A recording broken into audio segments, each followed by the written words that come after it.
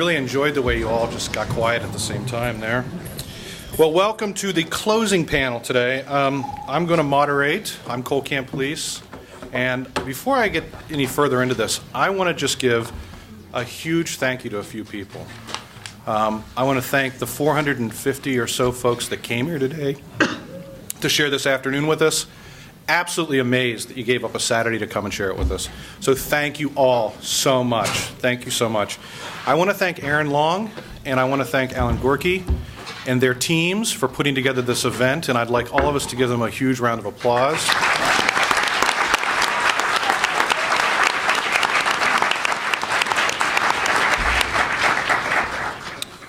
So thank you, thank you. So we're going to do this crazy thing, okay? We're going to try some different things today with this stuff. For some of you, you went to a session earlier where we talked about the clicker system, right? I'm sure many of you are aware that we had an issue with clickers in the fall, and we've been spending all this time trying to decide what we're going to do. So I'm going to give you the quick instructional video on how to use the new clicker system. So there's a button that says on-off on the bottom. So you press that. Okay? And if you need help, we'll send technicians around. Okay, that's it. You've got your instructions for clickers. Actually, what we're going to do is I'm going to ask you a bunch of questions as well. We're going to try to react to the things that you're telling us and everything up here. We're also going to use Twitter during this thing, and you can get questions up front for us to react to by using the hashtag PSUTLT11. And I'll just watch how many people are laughing, and that's what will cue me turning around to check this behind me, okay? So for the duration of this, we're only going to ask yes-no questions or agree, disagree. So A is going to be yes or agree. B is going to be no, disagree, okay? So at different times during the thing, I'll ask you to vote. You can switch back and forth, you know, if you're like, yeah, maybe, no, yes, no, as much as you want. But when I hit stop, it's over, okay? So the last thing you pressed, that's it, okay? And remember, this is where the control position is with all good lectures, so we're up front.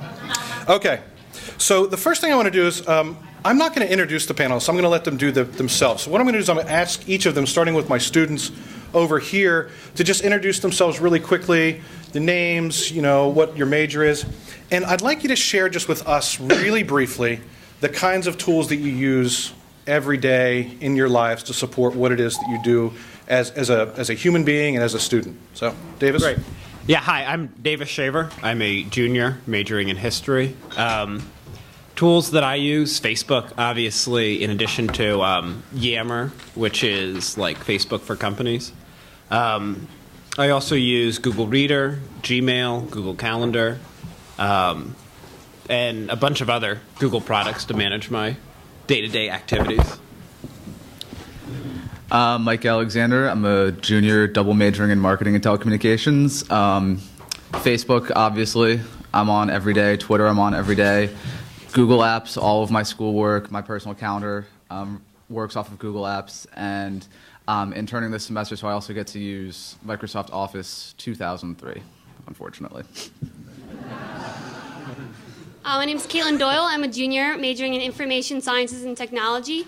Everyday things I use is Facebook, like most college students, Twitter, Gmail always. Google Docs really helps with my major's classwork since it's all team-based. And basically that's it. Gmail is connected to my phone and iPad, so I use it all the time. Mm-hmm. David, let's jump to you down there. Sure. My name is David Adewumi, senior majoring in Spanish. Tools that I use every day, especially from my iPhone, are Facebook, Twitter, and then the Google Apps Suite, Gmail, Google Calendar, whatnot.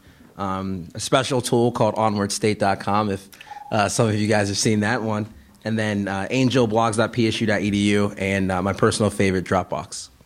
Thank you for putting Angel in that list. I just want to. Can someone tweet that there was a shout out for Angel? Sure. I think it's a matter of this side of the room. Oh, maybe that's what it is. Yeah. Angel and webmail on my BlackBerry. If I'm bored in the evening, then I watch NRK, which is Norwegian TV. Okay. Andrew Reid. I'm a professor of biology here. I don't have a smartphone. I manage my life on 4 PCs, and because I'm a faculty member, I just live on my email, which is done through Thunderbird. So Sam Richards, faculty member in sociology, and this is technologies we use? This is one of the, yeah. Okay, so my glasses. I use a pen and a paper. I don't want to forget those. They're real. The ones I use, like say on my smartphone, on my computer. I mean, they're too numerous. I mean, it Right. just goes everything that everybody already mentioned. But I'm making videos, so using all sorts of video editing suites, and it just goes on and on. I feel like I'm using probably 10 or 12 different platforms every single day. Okay. Well, I heard I heard Facebook from students, so this is the interactive portion of the show. I'm going to ask you to pick up your clicker here, and I want to ask you to let us know, do you feel as though, as the people out there, feel as though Facebook has value as an educational tool to support teaching and learning? So I'd like to see your reactions. Let's see. Wait. And go. Repeat the question. My God, do you realize that you people do this to your students all the time? Do you feel as though Facebook has value as an educational tool to support teaching and learning? A is yes, B is no. Okay, the votes are coming in.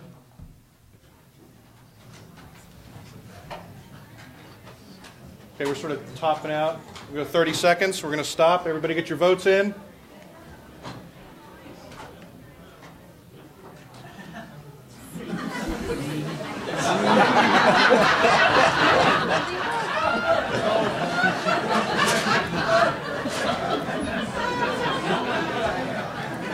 All right, who answered C? Okay. Let's hear it. Because you had yes, no, but you have apparently me. I don't know. Oh, okay. Okay, I like that. I like you. I've got my eyes on you, though. Okay. So another question for you guys. Okay, so we saw what that looked like, right? We saw that a majority of you think Facebook has educational value. I want to know if you think students see value in Facebook to support teaching and learning in our classrooms. So let me start the...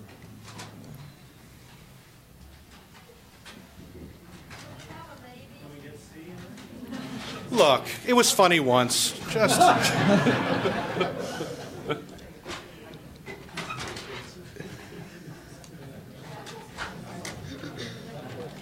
Okay. We're going to stop. You ready? Let's stop. Let's take a look at what you think. Okay, this is, do students think? Now there's a D. Does this happen in your class?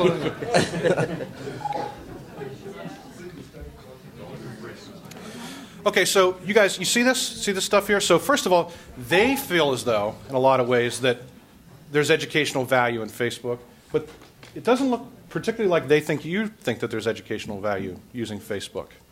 Can I get anybody over here to react to what you're seeing here? Do you think that there's educational value in Facebook? Using it as an educational platform? I mean, I would just say from a business student perspective, if I have to hear a professor mention social media one more time in a class, I think there's tons of educational value in Facebook. Just the speed at which you can talk to, collaborate with other people, share ideas, and do it all without, leaving your computer, or sometimes, in my case, leaving your bed if you want to. It's a great opportunity. It's a great tool for learning. All right. See, I think that Mike and I actually have a differing opinion on this. I personally don't think that Facebook is good for learning. I think that sometimes people see the social dimension that it adds to the internet and latch onto that and assume that you'll be able to transfer what's already happening at the university onto that platform. Whereas, I don't know, I personally feel like the better plan is to bring those ideas back towards the university setting as opposed to going there. So I tried to run a group project on Facebook this fall and found really limited success, actually, which I thought was evidence in support of that. I'm actually part of a new club with the College of IST called the IST Diplomats, and we run our club solely through Facebook and meetings, and it works fine for us. Our moderator, or our advisor, sends out messages through there, like when diplomats are needed, and we can get it fast and easy. And I know it's not a classroom setting, but it's been very successful for our group right now. Yeah, I think one student org president said to me that Facebook is for social life, not for work or productivity. However, I do think that some students, as Caitlin described, do use it for classes and groups and whatnot. I think it's difficult because when you go on Facebook, you're looking to engage with friends, to see photos and things like that. So although it can be used very powerfully especially for a large group class. One of my friends was in Econ 2, and they created a large group and shared questions and questions and concerns that they had with homework. I also think it can potentially be a very distracting tool because its primary purpose for most students is social and not productivity based. Yeah, and that actually bears out some research I did in asking students both at Hazelton and in Norway about their preferred method of communication, not what they do, but what they prefer. And for social, Facebook was high up. But for work, it was dead last for work, school, and it ranked lower than paper. Well, paper's pretty powerful stuff. So we're yeah. So our smoke signals. Yeah. So look, so we use Facebook in our 726 student class to put these groups together. We have 48 discussion groups, and we asked our students, "Do you like doing this?" And a third of them said, "Yeah, I don't really like to be on Facebook." But it works. I mean, it's amazing. It's powerful. I mean, it was we won't use it again just because it was hard to link them up. There are other platforms we'll use, but my gosh, I mean, this is I've learned so much from my students by doing this, and I'm friends with a lot of students on Facebook, and I find out a lot of things about what goes on this campus from them. So I'm learning from students constantly in the back door. Okay, time to vote again here. So I want you to vote. Do you think? So Sam just brought this up. He's friends with a lot of his students on Facebook, and I've seen this in the Twitter stream. Do you think it's a good practice to be friends with your students on Facebook? During the course or after? Let's say during the course. That's a good differentiator. Remember, you can change your votes back and forth until we stop. We'll go 30 seconds. Okay. So does that surprise you guys at all? Does that surprise? So this is interesting, right? So this screams in the face of what you're talking. Andrew, what do you think about that? You have nothing to say. My experience with Facebook is that my students, only 100 or so, they didn't want to touch it at all for any work stuff because of the social element. In fact, they mostly spent their time turning it off to get some work done. Students, does this line up with what, I mean, is this your feel too? That you don't want your faculty friending you on Facebook? Have any of you gotten friend requests from your teachers? I'm actually friends with some of the staff members within the College of IST, and I have no problem with that whatsoever. I'm friends with recruiters. I worked for the United States government last summer, and I'm friends with my recruiter, so I have nothing to hide on there. If you do have something on there you don't want people to see, then, well, you shouldn't have it on there, so.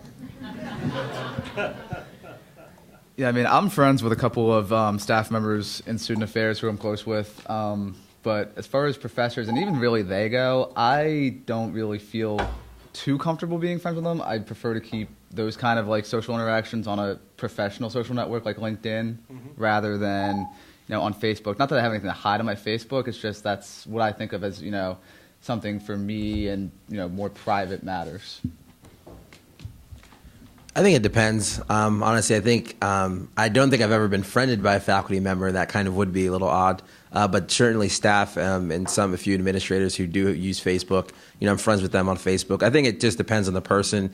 Some people who post different things on their Facebook that they don't want public have, different people that they don't accept as friends, whether it's teachers or other professional contexts, and some people whose Facebooks are pretty innocuous and they save, the crazy photos for emails and other forms of communication, I think don't mind adding. So I think it depends. Yeah, and I should add, I don't friend anybody on Facebook. Certainly not students. I didn't even friend my wife on Facebook. She friended me. So, not that I wouldn't be friends with her, but but I accept friendships from anybody. So you accept friendship requests? Yeah, if you all want to friend me, go ahead. Okay. All right. So that's interesting. So I want to ask another question for everybody out here. Is Twitter and Facebook the same thing? in your estimation?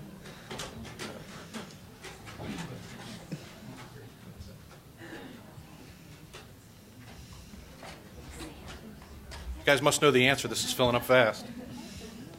Well, let's get to 100. There we go. 100.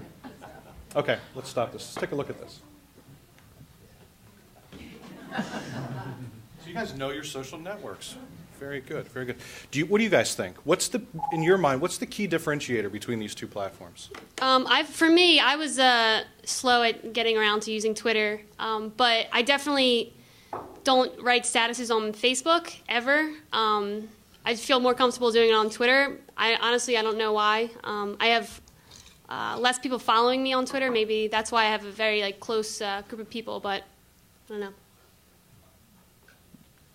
If I post something on Facebook, I usually put a lot of thought into it. If I tweet something, because I'm usually tweeting from my phone, I rarely tweet from my computer. It's usually just, a random thought that's popped into my head about whatever it is I happen to be doing at the time. Yeah, I think that audiences also differ largely on it. I know for me, my Facebook is, probably 90% people under 25, whereas my Twitter is much more distributed. Much more staff or faculty or administrators follow it. So that makes me post different things on each network. You guys have any thoughts on that? No? Yeah. I think I could follow what you just said, Davis. I think it's most everything I put up on my Facebook profile or whatever comes from Twitter. So for me, it's pretty much the same thing. I don't make kind of comments about I'm waking up right now and that sort of thing. I'm not really interested because I'm very aware that people are following me and nobody wants to read that stuff. I don't want to read it myself. So for me, it's pretty much the same thing. They come together. Right. So do you guys maintain different styles of relationships on Twitter than you do in Facebook? Yeah. So what is that key differentiator for you? When you think about your relationships within these two different environments, what is different about the way you make those decisions? Well, for Facebook, I guess it's, I use it for the social aspect. So, I'm not going to friend someone that I don't know or I wouldn't talk to in person because why do I care what they're doing or what their pictures are from last weekend? And for Twitter, mine is set to private so that not everyone can see what I'm doing. I don't know.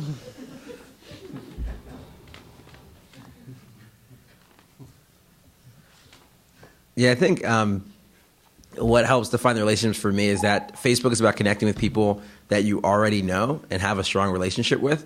So I think I had, at one point 25 or 2,600 friends on Facebook. And I said to myself, would I really be comfortable with sharing? I'm not really friends with most of these people. A lot of them were kind of, you met them once, then you kind of added each other. So I kind of scaled back. I have about 1,000 or 1,100 friends that I consider people. Well, people that I consider friends. But I think Twitter is more about connecting people you find interesting, whether or not you have a previous relationship with them. So some of them, and a lot of people I follow, I may know, because, now it's becoming popular at Penn State, so your friends follow me, I'll follow you kind of deal. But more for...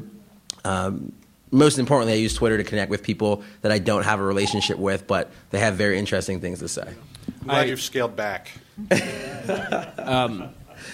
I think that this also depends on just the type of student it is. I have a sister who's a freshman here this year, and her sorority friends began using Twitter specifically to communicate with each other, kind of using it like a group me type system. So I just found that interesting. But Yeah, going back to David's point, for me, Facebook is if you meet somebody and you think that you're gonna try to keep up with them in the future, you friend them on Facebook, and for me personally, they usually just fade to the background and you never talk to them again. Mm-hmm. But for Twitter, I'm less discerning about who I friend on Twitter, who I follow on Twitter. It's more just for people or Twitters that I find interesting, or tweets that I find interesting that I'll follow. I'd like to say, for Twitter, I have no problem declining someone who wants to follow me. But for Facebook, I think I've put more thought into it. Okay. I will say with that I found the response from students that I'm both on Twitter and on Facebook, and that they're following me or reading what I'm saying, and I'm responding to them. It actually makes them kind of get a little bit more serious about it. And I've actually, I don't go to the news feed very often. Sometimes it just happens to open up, and I see a couple of my students maybe. And there have been a few times when I've sent emails out saying, "Listen, what would your father think of that photo that you just put up there?" You know, and then you know, they later tell me, "Okay, yeah, I took that down," you know, kind of thing. I'm not trolling, but I just happened upon it, and so it's kind of has this moderating effect at some level. I think it's probably positive. So with that said, I want to ask you. I mean, so there were a couple of questions that got retweeted up here about creepy, right? So you just heard Sam say that, you know, he's not intentionally moderating or keeping track, but does that cross a line to you guys? If a faculty member or an instructor or an administrator writes you back within the environment or an email and says, "Hey, you might want to think about pulling that picture down"? I don't think so. I think it's just, you know, reality. The reality of the internet is, you know, people are going to stumble across things that you post. What you post is public. So in reality, I think they're doing you a service by saying, "Hey, heads up, you might want to rethink this." Wow. Sure, I think the internet, in some ways, some of these tools provide a false sense of privacy. I have several friends who kind of tweet kind of some very, let's say, not in the best of their moments on Twitter because they feel safe with a private Twitter account. But obviously, whether it's email or Facebook or Twitter, those things can easily be captured and shared with the professional, you know, in a company-like environment. And the same thing for Facebook, I think. I think as young people, I worked with junior high kids, they really feel comfortable sharing almost anything, and I'm talking about people only 5 to 10 years younger than me, really anything publicly on their walls for everyone to see. So I think there's definitely a privacy barrier where, you know, someone a little bit older, such as a teacher or faculty member, may have the wisdom to say you probably don't want to be sharing that on the internet, but in your youth you think it's okay, but later it might come back to hurt you. So this is about expectations, student expectations. So I want to switch gears a little bit. So we talked a lot about social and sort of casual and out of the classroom kind of things. What are the tools that you guys use in the classroom right now? What are your big technology tools that support your learning? Google Docs, definitely. Google Docs. As much as I hate it, I'm really relying on Angel and the class notes that professors post on Angel. I'm going to write that down. Davis? Yeah, I mean, I use Evernote for notes, but like Caitlin said, I think that Docs is really the go-to for collaborating on written assignments. What about you, David? As I said in my intro, Dropbox I still think is my favorite tool because it has both offline and online access, and it's very easy to quickly create a group, to share it with teachers, classmates, and also to be able to share private documents once they're kind of finished. Okay. So I want to ask you guys, this is another audience participation. How many of you think students really dislike Angel or our course management system?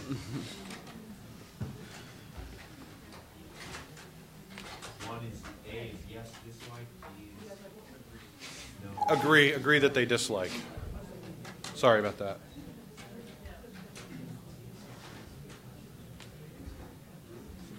Taking a big chance asking this question.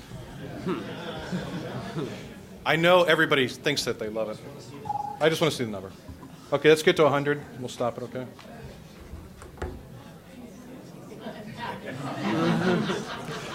What's going on today?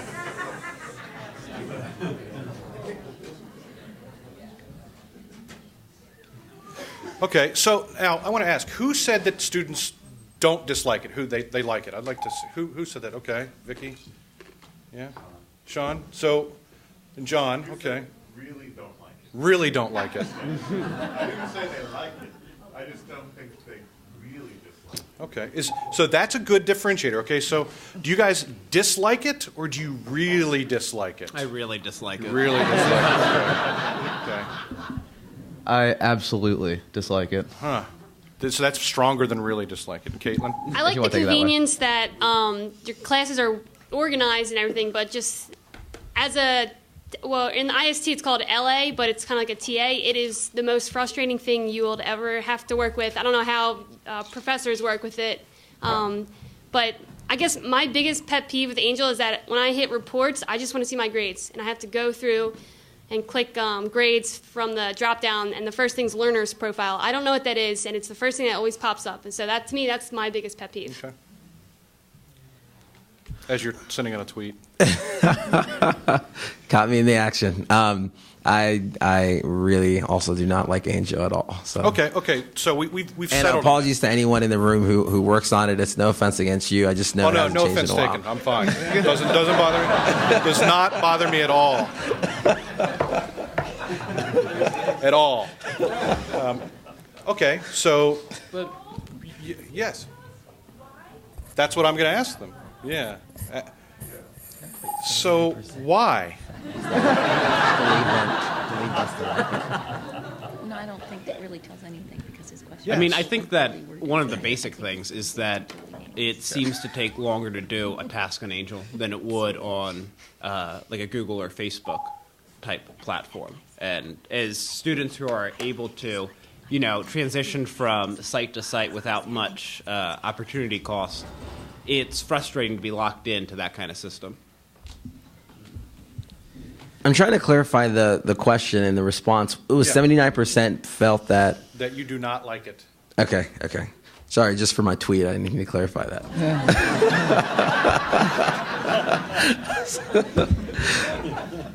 I think there's a number of reasons. I think I first came to Penn State in the spring of '06, Ashley, and ended up leaving school and doing a couple of things. I'm not sure how much Angel's changed since then, but I think with web technology, iPhone, iPad, you have a rapidly iterative technology. So Facebook in 2004, 2005 looks extremely different than Facebook in 2011, and I don't think the different softwares provided at the university level have kept up with that rate of change. So the expectancy level of Angel, when it first came, I'm sure wildly exceeded expectations in terms of, wow, this is a lot better than going to class and paper and assignments and calendar books. But now in 2011, when you have Google Docs, like Davis mentioned, you have Facebook, you have all these wildly successful tools that students are used to, something like Angel now has seemingly become technologically obsolete, which I think makes it difficult for students like us to really appreciate it. I want to play off that, students like us, right? So can the four of you think about the students at this university who are a little less technologically savvy and who are not in Google Docs and so on? I'm not hearing complaints from them, and that's the majority of your fellow students. So do you have any thoughts on that? Yeah, I don't think we want to pull up the one Twitter. I know there's a Twitter specifically designed to tweet about Angel and its and its shortcomings, but I do think most students complain amongst each other. They don't really complain to the faculty and staff about their issues. Okay, but these other students, they don't have any alternatives, you would say. Like, you all have alternatives, but they just don't like it, but they wouldn't like anything. No, I mean, I don't think any of us have alternatives to Angel. Like, we have to use it because that's where the teachers... No, but you would say some hybrid of Google Docs or something. I mean, you have something you would wish your professors would use. Or well, yeah, use, right? Go ahead, Davis. I think when you talk about alternatives to Angel, when you talk about other students just become apathetic to it. They just say... It's like, another tool, webmail to them, It's not that great, but what else am I going to use? I'm just going to use it and deal with it. A lot of people they're not going to fight to, find a way around it. They'll just accept it and use it. So then what's your advice to us, right? To all of us out here? What are your expectations for us? I know Caitlin touched on one thing with the gradebook. My personal pet peeve is that... not pet peeves. What do you want us to do? A lot of students share this, though. The gradebook, for example. I mean, how many professors don't use the gradebook? And how often do students want to be able to see their grades on demand without having to email a TA or email a professor, wait for a response? Basics. Just make more use of what's already available. Interesting. Okay. A big problem of mine is that not every professor organizes their Angel page the same way. Countless times I've clicked syllabus, the syllabus tab, and there's no syllabus. So I have to search through PowerPoints that are up randomly in the lessons tab, or some professors I have organize it by session. So I have to go find through the session where this certain PowerPoint is. So I guess if professors maybe organize their Angel account according to the tabs at least, I don't know. Okay, so let me go back out here. Do you think that students would be more apt to utilize and enjoy this tool, Angel, if we were better at it? If we were better at Angel, do you think their reaction to the tool itself would be more positive?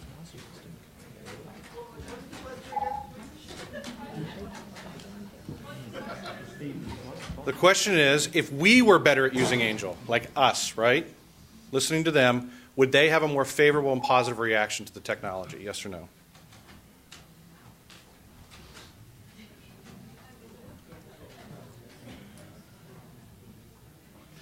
See how you're afraid to answer? See that?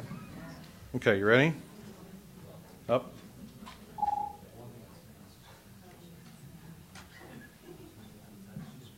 Does that resonate with you?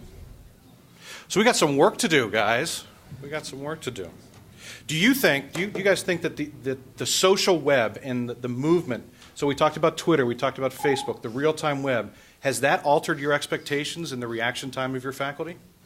So in other words, because you see these flows coming in at you so quickly, do you think that's changed the way that you expect us to interact with you within Angel or in other environments altogether? I think this is Davis. I know you use an iPhone. Am I the only one who has difficulty accessing Angel from mobile, or is that a pretty common? It's common. Yeah, I think that right there is a big barrier to entry to using something like Angel. A lot of students are obviously upgrading now. The iPhone is for Verizon. Android technologies are pretty rampant. I don't know what the statistics are, but I think with a lot of people using smartphones these days over Wi-Fi, graciously provided by the university, I think it makes it again more difficult to access these things when you need it. I think it's about accessibility and, as Caitlin mentioned, standardization. So the big joke about Angel is that it's always down for 2 to 3 hours a night, just when people are starting to cram all night for all-night sessions. And I think most students literally go to Angel, log in, download a document. They go back to Angel from a different computer, download a document, and it's kind of a continual process. And I think that leads to some frustration about accessing Angel from wherever you are in kind of an easy-to-use manner.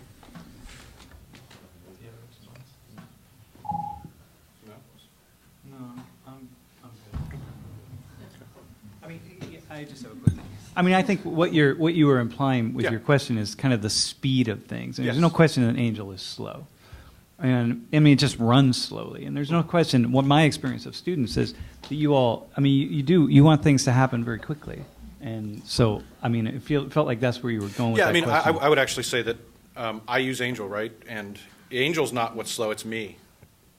Relative to your expectations, right? Like, I get emails from you guys all the time in my Angel spaces, and I say, well, I'll get to that because I have other things to do, right? And you're expecting the kind of comments and streams that you get from stuff out there, I guess is where I was going. Not the software itself, but the expectations with it. So we have like 10 minutes left, and this is what I want to do. I want to open this up to you because I'm tired of trying to read Angela's mind back there. But I did a good job, I thought, of reading your mind. So who has I have a microphone. I can come and bring it. Okay. Stuart, right there. I'll just yell at you, Paul. Can you ask the students, what was involved in their best learning experience? Did you hear that? What was involved in your best learning experience? From a technological perspective or just Not necessarily. Okay, just in general. Yeah. Assuming you've had a best learning experience. What was involved in a decent learning Yeah. Here, what was involved in a learning experience? Have you had? Pick up your clickers. Yeah, go ahead. I'm not sure I have an answer to that right now. Ouch. I think what I've learned most through college so far is how to work in teams. And I'm going to have to go with Google Docs. Like anything, you need to learn how to manage a team. You need to learn when to coordinate a time when everyone can be on the same Google Doc, especially with the new feature where you can chat while working in the Google Doc. So. For me, it's team projects that end in some kind of like presentation or deliverable, and along the way, the faculty member assigning the project is there to answer questions and puts thought into the answers instead of, just kind of passing questions off, without giving the response too much thought. I actually have had a good experience this so far this semester with one of my teachers using Angel, actually. She mentions in class we're going to have homework. She's going to put it up on Angel. She'll email us when the homework is up, and sure enough, like clockwork, when she says she was going to email us, she contacts us. Through the Angel, the interface. We can go on Angel and download the homework. And students are actually sending questions via Angel to all other students, asking for help with questions and answers. So definitely want to throw out the positive benefits of using that experience. Thank you so much. I want to ask students, if you were going to teach class in the fall, you were asked to do that, what one technology would you probably rely upon to do the teaching, or two technologies? Well, how would you do it? Sure. So what Matt asked was, to the students, if you were going to teach a class in the fall, what one or two key technologies would you rely upon to do your work as a teacher? I would say Yammer and Google Docs. Yammer is, for those who aren't familiar with it, an enterprise social network. So you would create an ad hoc community for your course and then supplement it with docs available on the cloud through Google. But I think that the comments from David, Mike, and Caitlin about what their ideal or their best learning experience has been, the common thread in that to me was collaboration. And I think that one of the biggest omissions from Angel currently is that there's really no social dimension to it. There's no chat function. There's no way to see who else is viewing a course. There's no way to see who else is online. But Yammer does that really well. I would say Google Docs, because it gives you that collaborative platform and those basic Office applications you need. And then I would say email, because despite it being thought of as the dinosaur of technology communications, it's still, I think, really fundamental to students, and it's really important to them. If I was going to teach class, I would organize my Angel page very well.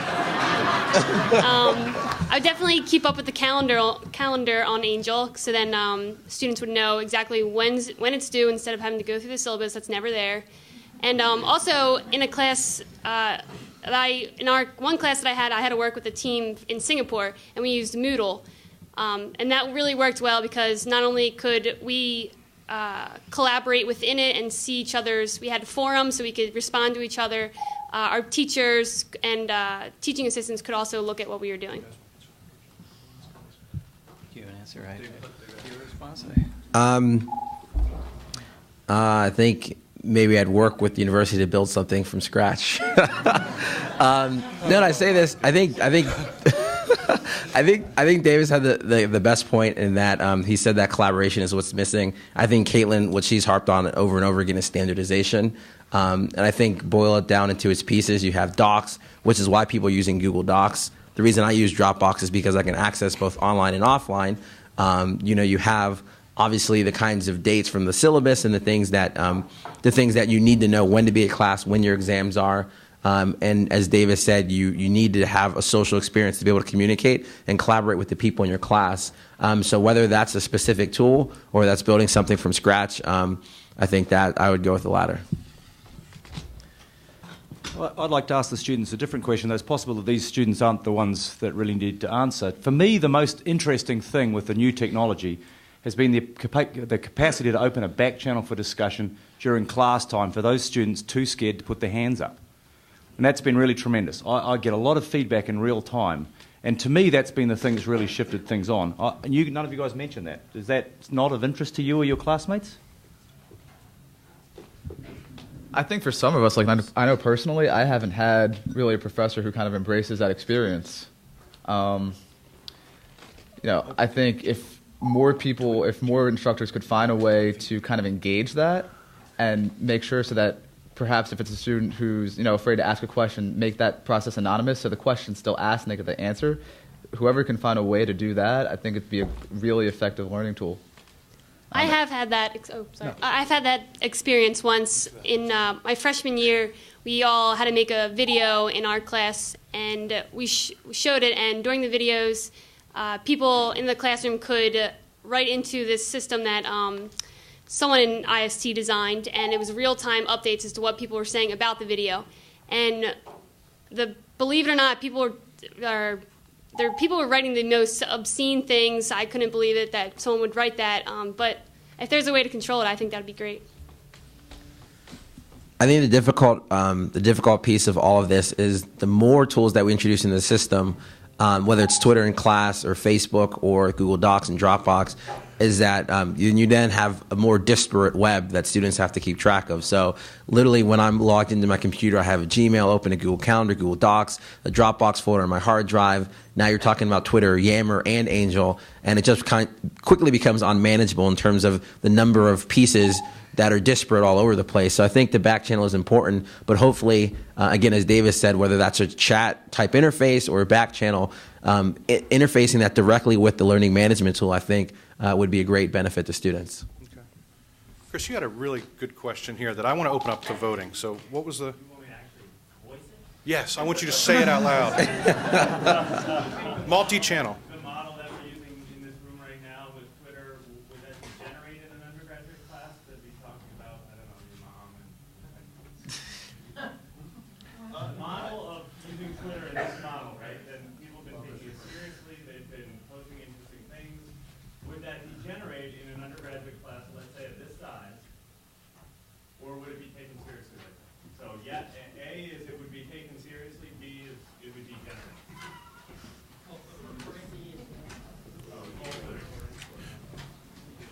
Using this model where we have Twitter running right now, would it A, improve the class, or B, would it bring the class down?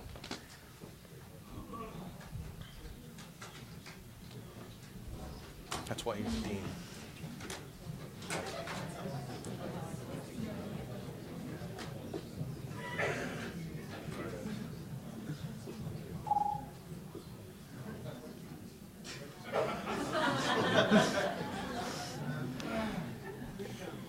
Where's Jim Leos?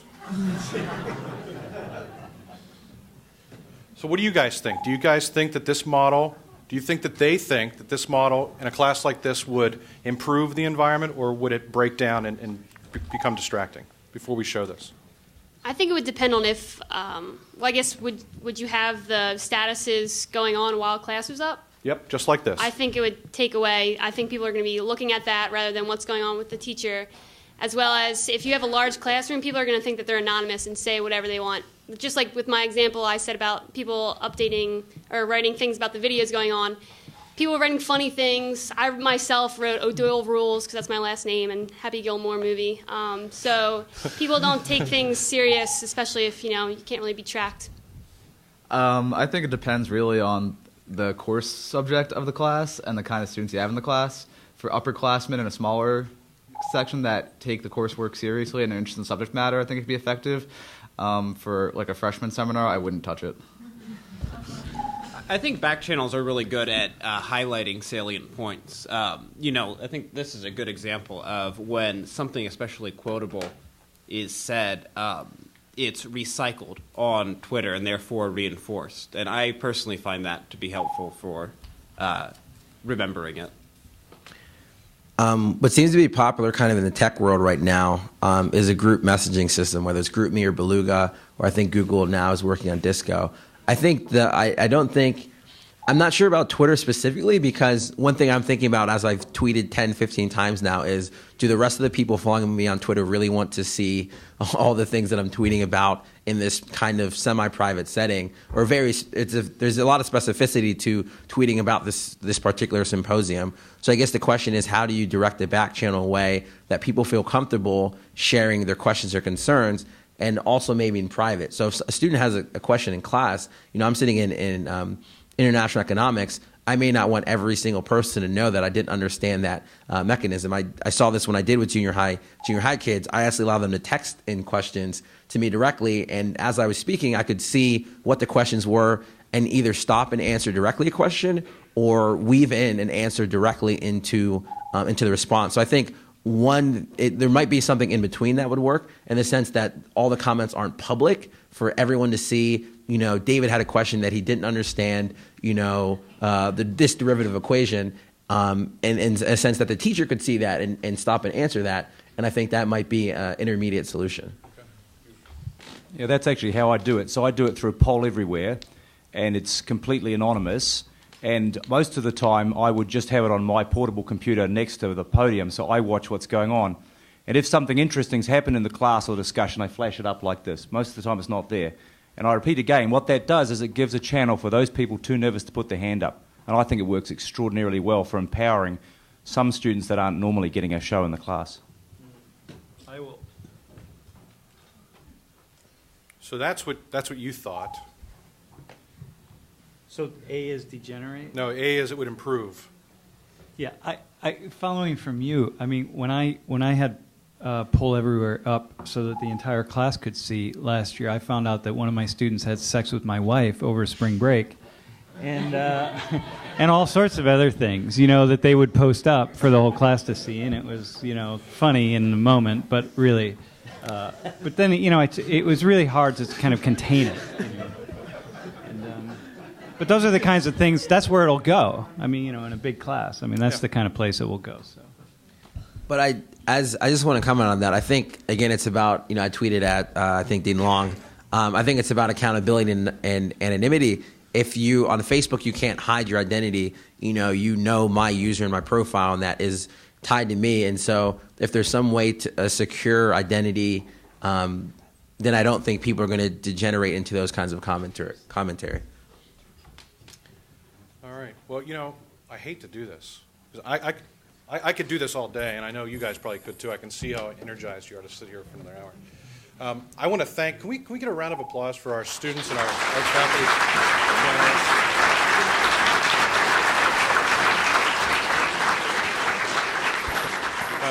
And in closing, again, I want to send out an absolute sincere thank you to everyone who came and who had such a huge hand in this.